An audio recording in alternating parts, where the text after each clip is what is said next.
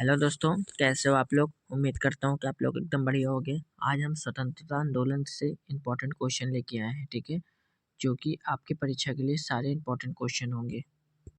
और वीडियो को full watch आप लोग ज़रूर करिए। बहुत इंपॉर्टेंट क्वेश्चन और सारे क्वेश्चन का डिफिनेशन सहित आप लोगों को बताया जाएगा, ठीक है। तो आप लोग इसलिए वजह से वीडियो को फुल वॉच करिए, बीच में वीडियो को स्किप बिल्कुल भी मत करिए और वीडियो को छोड़कर बिल्कुल मत जाइए, क्योंकि आप लोगों के लिए बहुत इंपॉर्टेंट क्वेश्चन है ये, ठीक है। अब हम बढ़ते हैं अपने क्वेश्चन की ओर। हमारा पहला क्वेश्चन क्या कहता है, और लास्ट में आप लोगों को अपने स्कोर अवश्य बताना है कि आप लोगों को कितना क्वेश्चन पहले से आता था, ठीक है। पहला क्वेश्चन है हमारा, महात्मा गांधी किस वर्ष दक्षिण अफ्रीका से भारत लौटे। ये हमारा 1915 ईस्वी में दक्षिण अफ्रीका से भारत लौटे थे। Right answer option number first होगा हमारा। तो अब कुछ महात्मा गांधी के बारे में पढ़ लेते हैं। तो महात्मा गांधी 9 जनवरी 1915 को दक्षिण अफ्रीका से भारत वापस आए। वे अफ्रीका में अप्रैल 1893 जनवरी 1915 लगभग 22 वर्ष रहे थे। गांधी जी ने सभी परिस्थितियों में सत्य और अहिंसा का पालन किया। दक्षिण अफ्रीका में वह पहले भारतीय बैरिस्टर थे। भारत की सक्रिय राजनीति में आने से पहले महात्मा गांधी गोपाल कृष्ण गोखले से संपर्क में आए तथा उन्हें अपना राजनीतिक गुरु बनाया, ठीक है। अब हम बढ़ते अपने नेक्स्ट क्वेश्चन की ओर। नेक्स्ट क्वेश्चन हमारा क्या है, नेक्स्ट क्वेश्चन है, दक्षिण अफ्रीका से लौटने के पश्चात गांधी जी ने प्रथम सफल सत्याग्रह कहाँ आरंभ किया है। तो ये हमारा चंपारण में आरंभ किया है। सॉरी, राइट आंसर चंपारण ही है। Right answer option number C होगा हमारा, ठीक है। ये बी की जगह सी होना चाहिए, ठीक है, चंपारण ही। अब हम इसमें कुछ इंपॉर्टेंट पढ़ लेते हैं। गांधी जी ने दक्षिण अफ्रीका में से 9 जनवरी 1915 को भारत लौटे। इन्होंने अपना प्रथम सफल सत्याग्रह 1917 ईस्वी में बिहार के चंपारण जिले में किया। लखनऊ अधिवेशन 1916 ईस्वी में राजकुमार शुक्ल ने गांधी जी से चंपारण आने का आग्रह किया। चंपारण में किसानों को अपनी जमीन 3/20वें हिस्से में पर नील की खेती करना अनिवार्य था। इसे 3 कठिया पद्धति कहते हैं। इस आंदोलन में गांधी जी के सहयोगी राजेंद्र प्रसाद, ब्रिज किशोर, महादेव देसाई, नरही परीख तथा जेबी कृपलानी थे, ठीक है। अब हम बढ़ते अपने नेक्स्ट क्वेश्चन की ओर। नेक्स्ट क्वेश्चन पे हमारा क्या है, दक्षिण अफ्रीका में रहने की अवधि में महात्मा गांधी में निम्न में से किस पत्रिका का प्रकाशन किया था। तो यह जो है किस पत्रिका का प्रकाशन किया था, यह हमारा इंडियन ओपिनियन का प्रकाशन किया था। Right answer option number D होगा हमारा। अब इसमें भी कुछ इंपॉर्टेंट पढ़ लेते हैं। 1894 ईस्वी में गांधी जी ने दक्षिण अफ्रीका में नटाल इंडियन कांग्रेस की स्थापना की तथा इन्होंने इंडियन ओपिनियन नामक अखबार निकाला।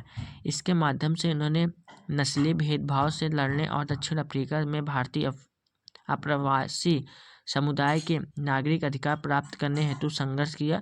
यह पत्रिका गुजराती, हिंदी, तमिल और अंग्रेजी में प्रकाशित होती थी, ठीक है। अब हम बढ़ते अपने नेक्स्ट क्वेश्चन की ओर। नेक्स्ट क्वेश्चन पे हमारा क्या है, महात्मा गांधी के नेतृत्व में किया गया जन आंदोलन था, तो वह क्या था, असहयोग आंदोलन। Right answer option number A होगा हमारा। अब असहयोग आंदोलन के बारे में कुछ पढ़ लेते हैं। असहयोग आंदोलन गांधी जी के नेतृत्व में किया जाने वाला प्रथम जन आंदोलन माना जाता था। यह जलियांवाला बाग हत्याकांड एवं रूलेट एक्ट के विरुद्ध 1920 से 22 ईस्वी में चलाया गया था। पश्चिमी भारत, बंगाल तथा उत्तरी भारत असहयोग आंदोलन को अभूतपूर्व सफलता मिली है, ठीक है। नेक्स्ट क्वेश्चन, निम्नलिखित घटनाएं किस कालानुक्रम में घटित हुई है। तो यह जो है हमारा पहले चंपारण सत्याग्रह हुआ है, फिर उसके बाद रॉलेट सत्याग्रह हुआ है, फिर उसके बाद जलियांवाला बाग हत्याकांड हुआ है, फिर उसके बाद चौरी चौरा की घटना हुई है। यानी हमारा 4-3-2-1 हुआ है, ठीक है। Right answer option number C होगा हमारा, ठीक है। अब हमारा इसमें कुछ इंपॉर्टेंट पढ़ लेते हैं। सब चंपारण सत्याग्रह ये 1917 ईस्वी में नील की खेती के विरोध में हुआ था, ठीक है। रॉलेट एक्ट सत्याग्रह 1919 ईस्वी में रॉलेट एक्ट या काले अधिनियम के विरोध में हुआ था। जलियांवाला बाग हत्याकांड अमृतसर पंजाब में हुआ 1919 ईस्वी में, ठीक है। और चौरी चौरा घटना ये 1922 में चौरी चौरा गांव गोरखपुर उत्तर प्रदेश में हुआ था, ठीक है। अब नेक्स्ट क्वेश्चन, चौरी चौरा कांड की वास्तविक तिथि क्या थी? चौरी चौरा कांड की वास्तविक तिथि तो इसकी 5 फरवरी 1922 थी। ठीक है, right answer option number A होगा हमारा। तो चौरी चौरा उत्तर प्रदेश में गोरखपुर के समीप एक कस्बा है, जहां 5 फरवरी 1922 को भारतीय क्रांतिकारियों ने ब्रिटिश सरकार की एक पुलिस चौकी को आग लगा दी, जिसमें 22 पुलिस कर्मचारियों की मृत्यु हो गई। इस घटना को चौरी चौरा घटना के नाम से जाना जाता था। इसके परिणाम स्वरूप 12 फरवरी 1922 को बारदोली में कांग्रेस की बैठक में असहयोग आंदोलन को स्थगित करने का प्रस्ताव पारित किया गया। ठीक है, अब हम बढ़ते अपने नेक्स्ट क्वेश्चन की ओर। नेक्स्ट क्वेश्चन पे हमारा क्या है? निम्नलिखित में से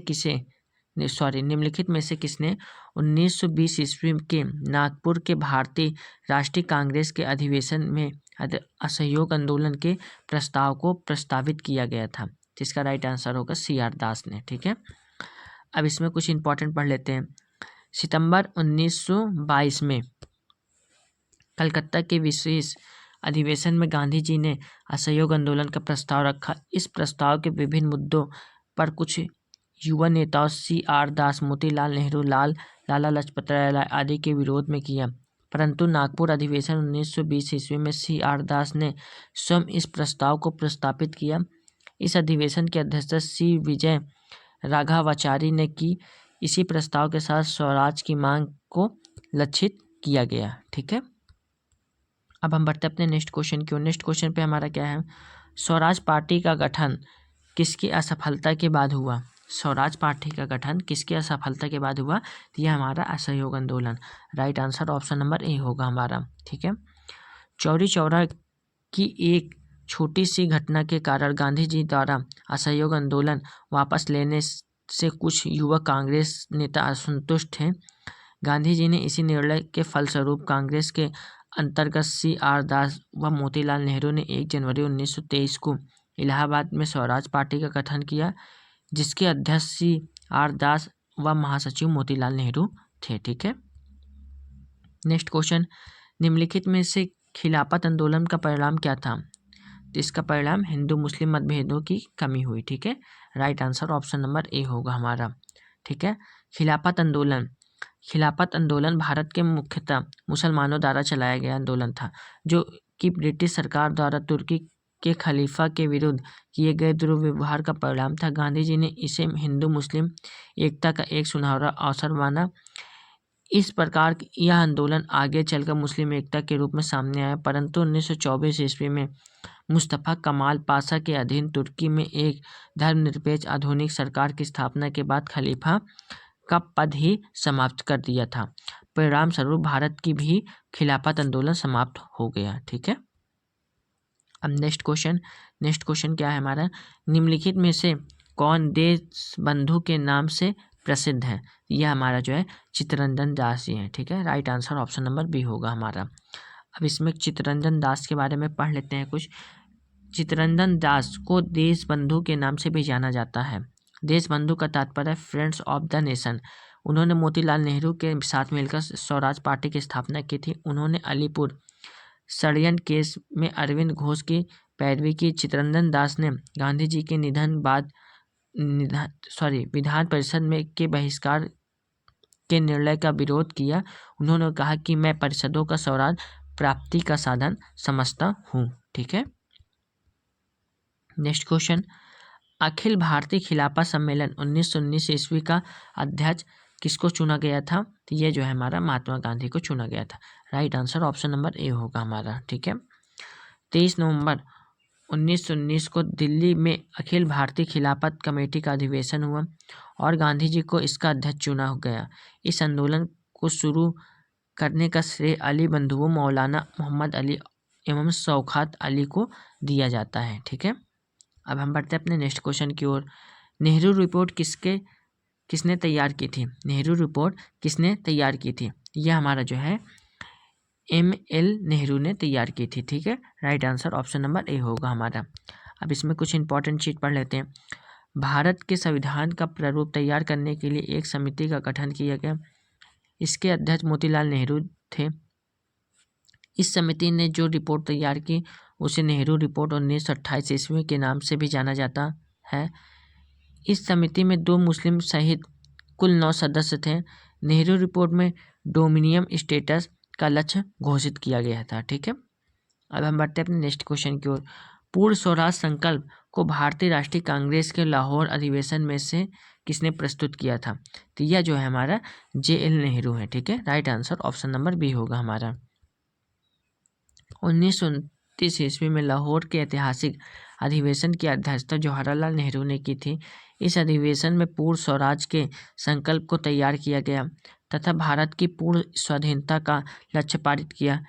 31 दिसंबर 1929 को रात्रि 12 बजे लाहौर में रावी नदी के तट पर भारत का आधिकारिक झंडा फहराया गया। ठीक है, अब हम बढ़ते अपने नेक्स्ट क्वेश्चन की ओर। नेक्स्ट क्वेश्चन क्या है? गांधी इरविन समझौता मुख्य रूप से किस कारण हुआ? यह जो है गोलमेज सम्मेलन में कांग्रेस की भागीदारी सहज करने के लिए हुआ। ठीक है, 5 मार्च 1931 को गांधी जी व इरविन के मध्य एक समझौता हुआ। इसे दिल्ली पैक्ट के नाम से भी जाना जाता है। इसका प्रारूप हर्बर्ट इमर्सन ने तैयार किया। इस समझौते के तहत कांग्रेस को सविनय अवज्ञा आंदोलन स्थगित करना पड़ा। वह कांग्रेस द्वितीय गोलमेज सम्मेलन 1931 ईस्वी में भाग लेने के लिए तैयार हो गए। ठीक है, नेक्स्ट क्वेश्चन। क्रांतिकारियों ने एक गुप्त संगठन अभिनव भारत का गठन किसने किया? क्रांतिकारियों ने एक गुप्त संगठन अभिनव भारत का गठन किसने किया? यह जो है हमारा VD सावरकर ने किया था। Right answer option number B होगा हमारा। तो अब इसमें VD सावरकर विनायक दामोदर सावरकर द्वारा 1902 ईस्वी में स्थापित मित्र मेला ही 1904 ईस्वी में एक गुप्त सभा अभिनव भारत में परिवर्तित हो गई। यह संगठन गुप्त रूप से क्रांतिकारियों गतिविधियों का संचालन करता था। VD सावरकर पर लाहौर षड्यंत्र का मुकदमा भी चलाया गया था। ठीक है, नेक्स्ट क्वेश्चन। कामागाटामारू क्या थे? यह क्या थे? यह कनाडा की यात्रा पर निकला एक जलपोत था। ठीक है, right answer option number C होगा हमारा। अब इसमें कुछ इंपॉर्टेंट पढ़ लेते हैं। 1913 ईस्वी में कनाडा सर्वोच्च न्यायालय में एक निर्णय के अंतर्गत ऐसे 35 भारतीयों को कनाडा आने की अनुमति प्रदान की जो सीधे भारत से न आए हों।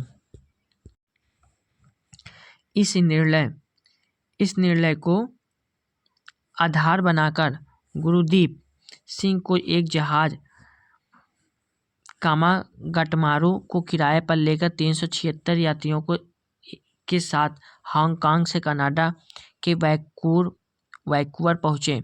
ब्रिटिश सरकार के दबाव के कारण इस जहाज को कनाडा में प्रवेश करने पर प्रतिबंध लगा गया। जहाज के वापस बज कलकत्ता पहुंचने पर यात्रियों व पुलिसकर्मियों में संघर्ष हुआ। इस संघर्ष के परिणामस्वरूप 18 यात्रियों की मृत्यु हो गई तथा 202 यात्रियों को गिरफ्तार कर लिया गया। ठीक है, अब बढ़ते हैं नेक्स्ट क्वेश्चन की ओर।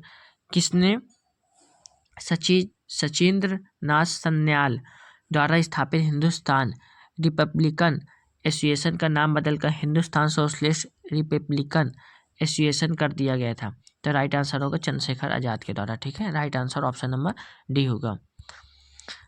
1924 ईस्वी में कानपुर में हिंदुस्तान रिपब्लिकन एसोसिएशन HRA की स्थापना सचिन नाथ सन्याल, राम प्रसाद बिस्मिल, योगेश चंद आदि क्रांतिकारियों ने की थी। चंद्रशेखर आजाद के नेतृत्व में 10 सितंबर 1928 में दिल्ली के फिरोज शाह कोटला मैदान में इसका नाम बदलकर Hindustan socialist Republican association HSRA कर दिया गया था। इसकी स्थापना में अन्य सदस्य भगत सिंह, सुखदेव तथा भगवती चरण बोहरा भी सम्मिलित थे। ठीक है, अब बढ़ते हैं नेक्स्ट क्वेश्चन की ओर। युगांतर पार्टी का नेतृत्व किसने किया था? यह जो है जतिन नाथ मुखर्जी ने किया था। Right answer option number A होगा हमारा। जतिन नाथ मुखर्जी 1879 से 1915 ईस्वी बंगाल के क्रांतिकारियों थे उन्हें बाघा जतिन के नाम से भी जाना जाता था। वे युगांतर अनुशीलन समिति तथा गदर पार्टी जैसे क्रांतिकारियों पार्टी के सदस्य थे। वे विवेकानंद और अरविंद घोष के अनुयायी थे। वे 9 सितंबर 1915 को बालासोर में पुलिस द्वारा मुठभेड़ में वीरगति को प्राप्त हुए। ठीक है, अब हम बढ़ते अपने नेक्स्ट क्वेश्चन की ओर। मुजफ्फरपुर में किंग्स फोर्ट की हत्या का प्रयास कब किया गया? तो ये हमारा जो है 1908 ईस्वी में। ठीक है, right answer option number A होगा हमारा। 30 अप्रैल 1908 को किंग्स फोर्ट की गाड़ी पर प्रफुल्ल चाकी और खुदीराम बोस ने उस समय बम फेंका जब वो यूरोपियन क्लब से बाहर निकल रहा था, परंतु इस मामले में राष्ट्रीय आंदोलन में सहानुभूति रखने वाले मिस्टर कैनेडी की पत्नी एवं पुत्री मारी गई। प्रफुल्ल चाकी ने पकड़े जाने के भय से आत्महत्या कर ली। खुदीराम बोस को 11 अगस्त 1908 को 18 वर्ष की आयु में सबसे कम उम्र में शहीद होने वाले क्रांतिकारी को फांसी दे दी गई थी। ठीक है, नेक्स्ट क्वेश्चन। लाहौर षड्यंत्र कांड में निम्नलिखित में से किस क्रांतिकारियों को फांसी नहीं हुई थी? तो यह जो है हमारा बुटकेश्वर दत्त को। ठीक है, right answer option number A होगा हमारा। लाहौर षड्यंत्र केस के तहत गवर्नर जनरल द्वारा गठित विशेष ट्रिब्यूनल ने 14 फरवरी 1931 को भगत सिंह, राजगुरु और सुखदेव को फांसी की सजा सुनाई। 23 मार्च 1931 को इनको फांसी दे दी गई, जबकि बुटकेश्वर दत्त को काला पानी की सजा देकर सेलुलर जेल में अंडमान भेज दिया गया था। ठीक है, नेक्स्ट क्वेश्चन। स्वतंत्रता आंदोलन में के क्रांतिकारी आतंकवादियों का पहला महत्वपूर्ण साहसिक कार्य बर्रा डकैती का स्थान कहाँ था? यह जो है हमारा पूर्वी बंगाल में था। Right answer option number C होगा हमारा। धन की व्यवस्था करने के लिए 1908 ईस्वी में पूर्वी बंगाल में बर्रा डकैती कांड को पुलिन बिहारी दास ने अंजाम दिए। इन्होंने भारत की स्वतंत्रता के लिए ढाका अनुशीलन समिति नामक क्रांतिकारी संगठन की स्थापना की। ठीक है, नेक्स्ट क्वेश्चन। बरिंद्र कुमार घोष के क्रियाकलापों में एक गुप्त क्रांतिकारियों का संगठन को बंगाल में जन्म दिया, तो इसका राइट आंसर होगा अनुशीलन समिति। Right answer option number A होगा हमारा। अनुशीलन समिति के बारे में पढ़ लेते हैं। अनुशीलन समिति एक क्रांतिकारी संगठन था। इसका गठन बंगाल में बरिंद्र कुमार घोष, अरविंद घोष के भाई ने किया था। उन्होंने 1905 ईस्वी में भवानी मंदिर नामक पुस्तिका में एक लेख लिखा, जिसमें क्रांतिकारियों कार्यों को संगठित करने के लिए एक केंद्र बनाने के बारे में विस्तृत जानकारी दे दी गई। बंगाल में क्रांतिकारी आंदोलन की शुरुआत भद्रलोक समाज ने की थी। ठीक है, नेक्स्ट क्वेश्चन। निम्नलिखित सत्याग्रहों में किसका नेतृत्व महात्मा गांधी ने नहीं किया था? तो इसका राइट आंसर होगा Bardoli Satyagraha. Right answer option number B होगा हमारा। गांधी जी ने खेड़ा सत्याग्रह 1918 ईस्वी में, सविनय अवज्ञा आंदोलन 1930 ईस्वी में, भारत छोड़ो आंदोलन 1942 ईस्वी का नेतृत्व किया, जबकि गुजरात में स्थित बाराडोली में किसानों ने सरकार द्वारा बढ़ाए गए लगभग 30% कर विरोध में सरदार वल्लभ भाई पटेल का नेतृत्व में सत्याग्रह किया। ठीक है, बढ़ते अपने नेक्स्ट क्वेश्चन की ओर। निम्नलिखित में से किसी सत्याग्रह आंदोलन में गांधी जी ने प्रत्यक्ष रूप से भाग नहीं लिया? तो इसका राइट आंसर होगा Vaikom Satyagraha. Right answer option number C होगा हमारा। ठीक है, वायाकोम सत्याग्रह 1924 से 1925 ईस्वी श्रवणकोर केरल में निम्न जातियों के मंदिर प्रवेश एवं मंदिर के निकट निर्मित सड़कों के उपयोग को लेकर हुआ था। गांधी जी ने वायाकोम सत्याग्रह में प्रत्यक्ष रूप से भाग नहीं लिया था, जबकि खेड़ा सत्याग्रह 1918 ईस्वी में, राजकोट सत्याग्रह तथा असहयोग आंदोलन 1920 ईस्वी का नेतृत्व स्वयं गांधी जी ने किया था। ठीक है, नेक्स्ट क्वेश्चन। जिया तरंग आंदोलन कहाँ प्रारंभ हुआ? यह आंदोलन मणिपुर में प्रारंभ हुआ। Right answer option number C होगा हमारा। जिया तरंग आंदोलन सविनय अवज्ञा आंदोलन के दौरान मणिपुर में प्रारंभ हुआ। इस आंदोलन में जनजातियों की सक्रिय भागीदारी थी। इस आंदोलन के नेता या जदोनांग को सरकार ने 29 अगस्त 1931 को फांसी की सजा दे दी। उसके पश्चात इस आंदोलन का नेतृत्व नागा जनजाति की महिला गाइडनेलू ने किया। जवाहरलाल नेहरू ने गाइडविन नुलू को रानी की उपाधि दी थी। ठीक है, नेक्स्ट क्वेश्चन, नमक सत्याग्रह के समय गांधी जी को गिरफ्तार हो जाने के पश्चात आंदोलन का नेता के रूप में उनका स्थान किसने लिया? तो यह जो है अब्बास तैयबजी ने लिया था। Right answer option number A होगा हमारा। नमक सत्याग्रह के समय गांधी जी की गिरफ्तारी के तत्पश्चात इस आंदोलन का नेतृत्व अब्बास तैयबजी गुजरात के ग्रैंड ओल्ड मैन ने किया। नमक सत्याग्रह ने गांधी जी की गिरफ्तारी सोलापुर में हुई। ठीक है। नेक्स्ट क्वेश्चन, आचार्य विनोबा भावे किस आंदोलन में भाग लेने के लिए पहली बार गिरफ्तार हुए थे? यह जो है हमारा सविनय अवज्ञा आंदोलन। Right answer option number C होगा हमारा। आचार्य विनोबा भावे ने गांधी जी द्वारा संचालित विभिन्न आंदोलन में भाग लिया। 1930 ईस्वी में सविनय अवज्ञा आंदोलन में भाग लेने के दौरान पहली बार गिरफ्तार हुए। 1940 ईस्वी में व्यक्तिगत सविनय अवज्ञा आंदोलन प्रारंभ हुआ, जिसके प्रथम सत्याग्रही विनोबा भावे थे। इनका प्रमुख आंदोलन भूदान आंदोलन था। ठीक है। अब बढ़ते अपने नेक्स्ट क्वेश्चन की ओर। निम्नलिखित में से किसे गोलमेज सम्मेलन के भारतीय राष्ट्रीय कांग्रेस के प्रतिनिधि के रूप में गांधी जी ने प्रथम बार भाग लिया था? इसका राइट आंसर होगा द्वितीय गोलमेज सम्मेलन। Right answer option number B होगा हमारा।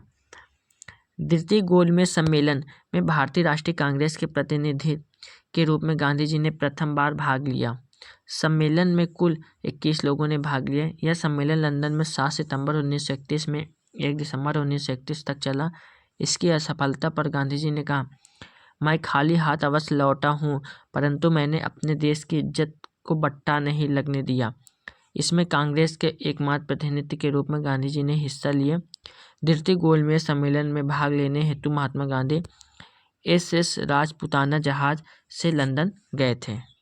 ठीक है। ये सारे इंपॉर्टेंट क्वेश्चन है दोस्तों आप लोगों के लिए।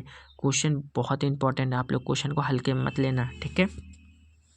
29 भारत छोड़ो आंदोलन का नेतृत्व किसने किया था? ये जो है महात्मा गांधी जी ने किया था। Right answer option number C होगा हमारा। 8 अगस्त 1942 को महात्मा गांधी के नेतृत्व में भारत छोड़ो आंदोलन प्रारंभ किया गया था।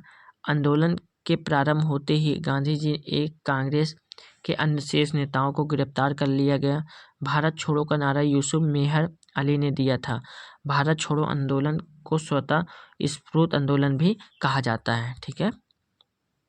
नेक्स्ट क्वेश्चन, निम्नलिखित में से किसने गांधी जी के आंदोलनों को राजनैतिक फिरौती कहा? तो इसका राइट आंसर होगा लॉर्ड लिन थियंगो। ठीक है। Right answer option number C होगा हमारा।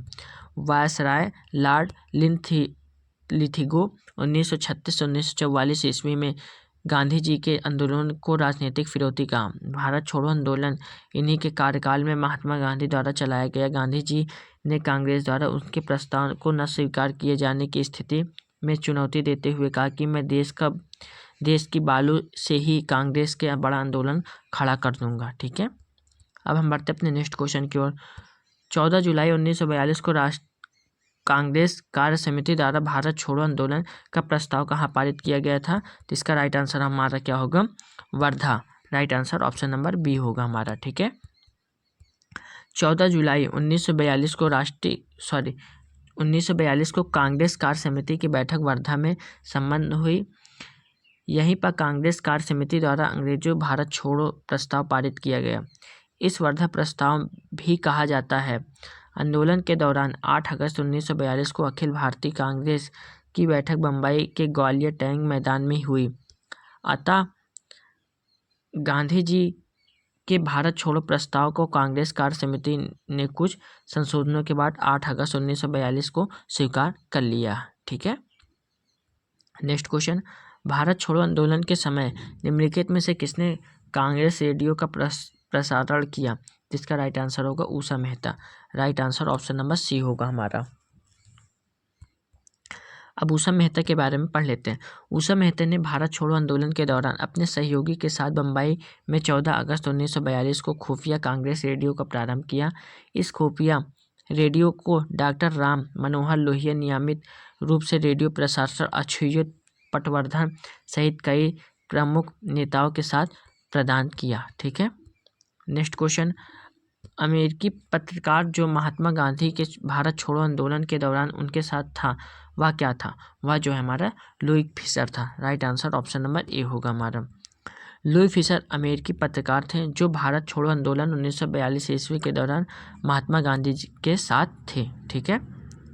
नेक्स्ट क्वेश्चन, निम्नलिखित में से किसने कहा अच्छा शासन स्वशासन का स्थानापन्न नहीं है? तो इसका राइट आंसर होगा स्वामी दयानंद ने। Right answer option number C होगा हमारा। स्वामी दयानंद सरस्वती ने अपनी पुस्तक सत्यार्थ प्रकाश में कहा था कि बुरे से बुरा देशी राज अच्छे से अच्छा विदेशी राज से अच्छा है, अर्थात अच्छा शासन स्वशासन का स्थापन नहीं है। श्रीमती एनी बेसेंट के अनुसार दयानंद सरस्वती ने ही सबसे पहले भारतवासियों के लिए एक का ही नारा दिया। ठीक है। अब नेक्स्ट क्वेश्चन, मुस्लिम लीग ने अपना वार्षिक अधिवेशन नियमित रूप से प्रारंभ किया। तो ये कब किया? ये 1925 ईस्वी में किया था। Right answer option number D होगा। दोस्तों, अगर आप लोगों को भी हमारी वीडियो पसंद आती है तो वीडियो को एक लाइक आप लोग जरूर करिएगा। ठीक है। चैनल पर नया है तो चैनल को जरूर सब्सक्राइब करके चैनल साथ जोड़िए, क्योंकि ऐसे इंपॉर्टेंट क्वेश्चन हम आप लोगों के लेके आते हैं जो कि परीक्षा के लिए अति महत्वपूर्ण रहते हैं आप लोगों के लिए। ठीक है। अब इनमें कुछ इंपॉर्टेंट पढ़ लेते हैं। 1925 ईस्वी में जब मोहम्मद अली जिन्ना ने अखिल भारतीय मुस्लिम लीग का नेतृत्व प्रारंभ किया तो यह संस्था और प्रखर होकर उभरी और विभिन्न शहरों में कांग्रेस के समांतर इसके अधिवेशन अत्यधिक नियमित रूप से होने लगे। इसकी स्थापना 30 दिसंबर 1906 को ढाका में हुई थी। इसके संस्थापक नवाब ख्वाजा सुलीमुल्लाह थे। ठीक है। नेक्स्ट क्वेश्चन, राजेंद्र प्रसाद ने किसे पाकिस्तान का जन्मदाता माना है? यह जो है हमारा लॉर्ड मिंटो को। Right answer option number C होगा हमारा। 1909 में ईस्वी में मार्ले मिंटो एक्ट द्वारा, जिसे भारतीय परिषद अधिनियम 1909 ईस्वी में कहा जाता है, के द्वारा सांप्रदायिक प्रतिनिधित्व मुस्लिमों को प्रदान किया गया, जो कालांतर में भारत विभाजन का कारण बना। इसलिए Rajendra Prasad viceroy Lord Minto को पाकिस्तान का जन्मदाता कहा है। ठीक है। नेक्स्ट क्वेश्चन, 1920 ईस्वी में निम्नलिखित में से किसने अपना नाम परिवर्तित कर स्वराज सभा रख लिया? तो इसका राइट आंसर होगा all India home rule league. Right answer option number A होगा हमारा। अप्रैल 1916 में तिलक ने बेलगांव में तथा एनी बेसेंट ने सितंबर 1916 में मद्रास के होम रूल लीग की शुरुआत की। उनका उद्देश्य भारत के स्वशासन प्राप्त करने का था। तिलक ही की अनुपस्थिति और बेसेंट की लोगों का प्रतिनिधित्व करने में असमर्थता के कारण आंदोलन विफल हो गया। विश्व युद्ध के बाद महात्मा गांधी को जनता के नेता के रूप में प्रसिद्धि मिली और 1920 ईस्वी में होम रूल लीग का कांग्रेस पार्टी में विलय हो गया और all India home rule league ने अपना नाम परिवर्तित कर स्वराज सभा कर लिया। ठीक है। नेक्स्ट क्वेश्चन, महात्मा गांधी के संबंध निम्नलिखित आश्रमों में से कौन सबसे पुराना था? तो इसका राइट आंसर हमारा क्या होगा? तो इसका राइट आंसर होगा फिनिक्स। ठीक है। Right answer option number B होगा हमारा। ठीक है। अब इसमें कुछ पढ़ लेते हैं हम। महात्मा गांधी ने 1904 ईस्वी में डरबन दक्षिण अफ्रीका में फिनिक्स आश्रम की स्थापना एक समाजवादी पद्धति में सहकारी संस्था के रूप में की थी। यह महात्मा गांधी ने संबंधित आश्रमों में सबसे पुराना आश्रम है। इसका उद्देश्य प्रत्येक सदस्य को दी गई 3 एकड़ भूमि पर खेती करना और अनुपस्थित भूस्वामियों के एक नए वर्ग में उद्भव को रोकना था। ठीक है। नेक्स्ट क्वेश्चन, चंपारण कृषि जांच समिति का सदस्य निम्नलिखित में से कौन नहीं था? यह हमारा जो है अनुग्रह नारायण नहीं थे। Right answer option number C होगा हमारा। ठीक है। 1917 में महात्मा गांधी ने चंपारण पहुंचकर किसानों की स्थिति की विस्तृत जांच की। 1917 ईस्वी में गठित चंपारण कृषि जांच समिति के अध्यक्ष F.G. इस्लाई थे। D.J. Read, Mahatma Gandhi, L.C. अदामी, राज अरिहर, प्रसाद नारायण सिंह और जी रैनी इसके सदस्य थे तथा M.I.L. टैन्नर सचिव के थे। राजा हरिहर प्रसाद के खराब स्वास्थ्य के कारण उनके स्थान पर महाराजा कृत्यानंद सिंह को इसका सदस्य बनाया गया। ठीक है। नेक्स्ट क्वेश्चन, स्वामी सहजानंद निम्न में से किसने संबंधित है? ये जो है किससे संबंधित है? या जो है हमारे बिहार के किसान आंदोलन से संबंधित थे। ठीक है, स्वामी सहजानंद निम्न में से किससे संबंधित है? बिहार के किसान आंदोलन से। ठीक है, right answer option number C होगा हमारा। स्वामी सहजानंद सरस्वती 1889 1950 ईस्वी भारत के राष्ट्रवादी और किसान नेता थे।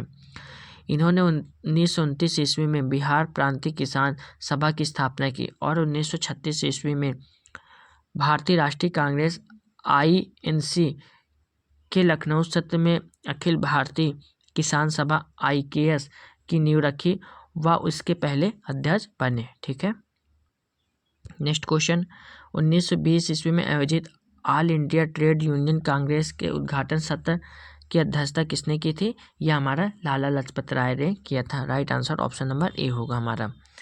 1920 ईस्वी में एटक का गठन किया गया और लाला लाजपत राय द्वारा इसके पहले निर्वाचित अध्यक्ष बने। उनके समर्थन के कारण 1926 ईस्वी में ट्रेड यूनियन एक्ट पारित किया गया।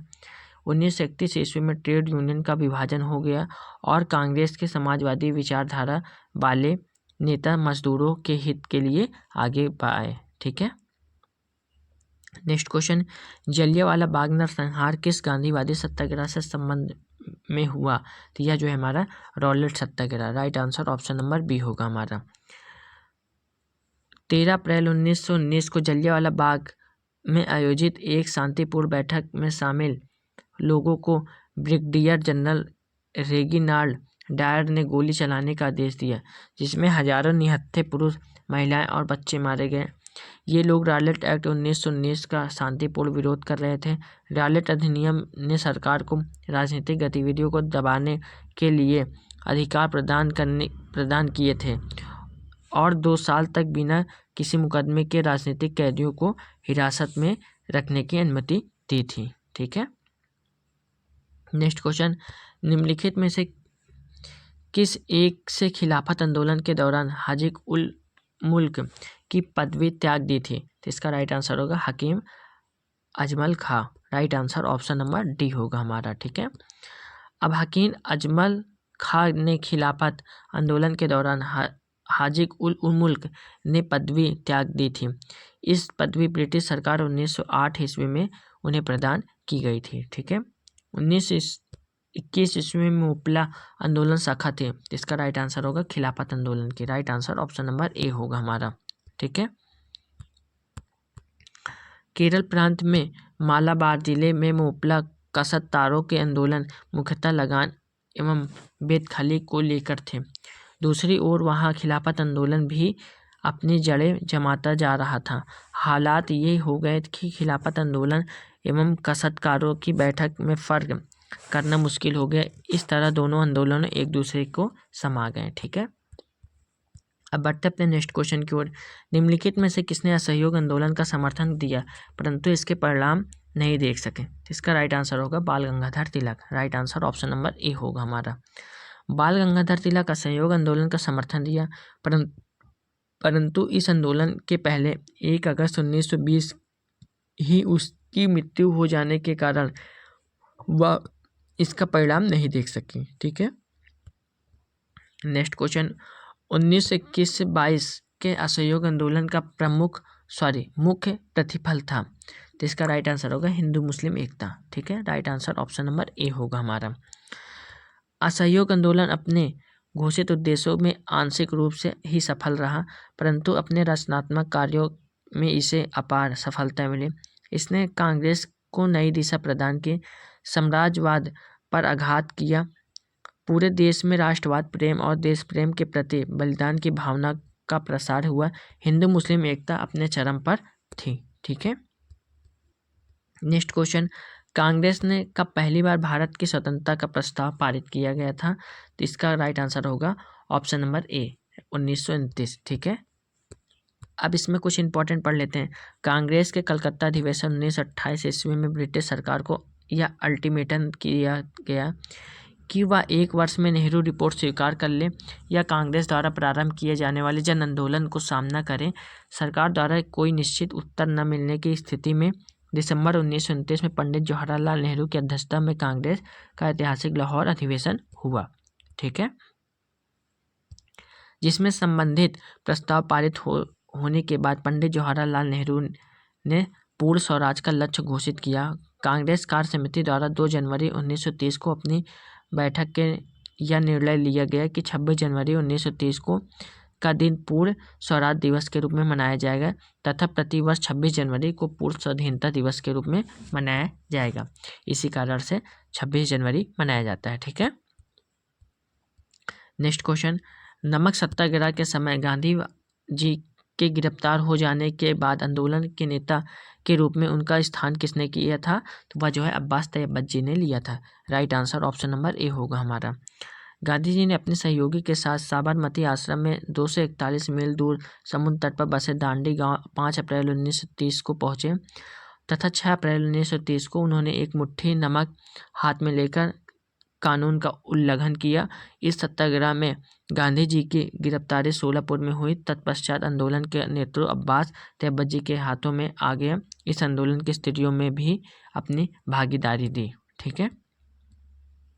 नेक्स्ट क्वेश्चन, निम्नलिखित गोलमेज सम्मेलनों में से किसका प्रतिनिधित्व भारतीय राष्ट्रीय कांग्रेस ने किया था? तो इसका राइट आंसर होगा तृतीय गोलमेज सम्मेलन। Right answer option number B होगा हमारा। ठीक है।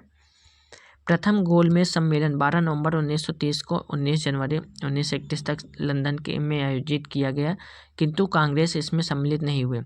दूसरा गोलमेज सम्मेलन लंदन में 7 दिसंबर को 1931 में 1 दिसंबर 1931 तक चला। इसमें कांग्रेस के एकमात्र प्रतिनिधि के रूप में गांधी जी ने हिस्सा लिया। तीसरा गोलमेज सम्मेलन 17 नवंबर 1932 को 26 दिसंबर 1932 तक चला।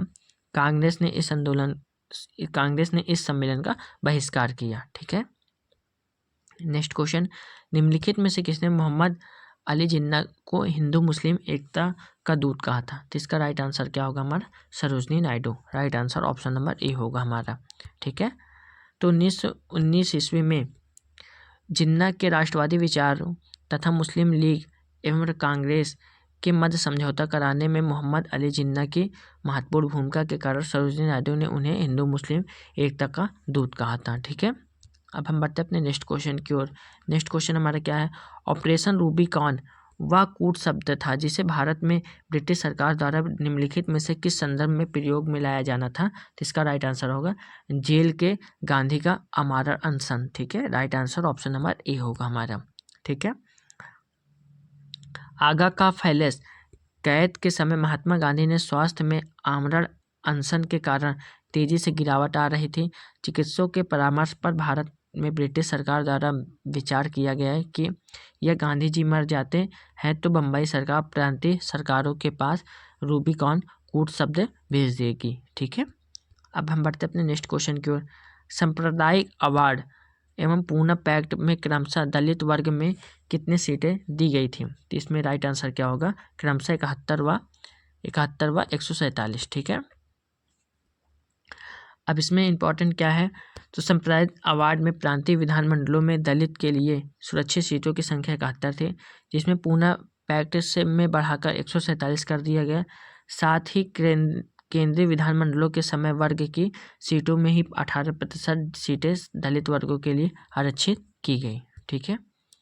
अब हम बढ़ते हैं नेक्स्ट क्वेश्चन की। नेक्स्ट क्वेश्चन क्या है हमारा? भारतवर्ष के विभाजन के समय ब्रिटिश भारत के निम्नलिखित में से किस एक प्रांत एक संयुक्त एवं राष्ट्र स्वतंत्र अस्तित्व के लिए योजना सामने रखें? इसका राइट आंसर होगा पंजाब। ठीक है। Right answer option number A होगा हमारा। भारत विभाजन के दौरान पंजाब राज्य में एक संयुक्त एवं स्वतंत्र अस्तित्व की योजना प्रस्तुत की, किंतु सरदार पटेल के प्रयासों से उसके मासूमों पर पानी फिर गया। पूर्वी पंजाब, पटियाला तथा पहाड़ी राज्य का एक संघ बनाया गया जिसे पेप्सू कहा गया। ठीक है दोस्तों, तो हमारे 53 क्वेश्चन हो चुके हैं। और आप लोगों को हमारी वीडियो कैसी लगती है? वीडियो अगर अच्छी लग रही है तो आप वीडियो को एक लाइक ज़रूर करिएगा। ठीक है। और चैनल पे नया तो चैनल को ज़रूर सब्सक्राइब करिए, बेल आइकन को ज़रूर प्रेस करिए, ताकि आने वाली हर एक वीडियो की नोटिफिकेशन आप लोगों को आसानी से मिलती रहे। इसकी PDF मेरी टेलीग्राम चैनल पर मिल जाएगी, आप लोग वहाँ से PDF को डाउनलोड कर भी सकते हैं। ठीक है दोस्तों, जय हिंद, जय भारत।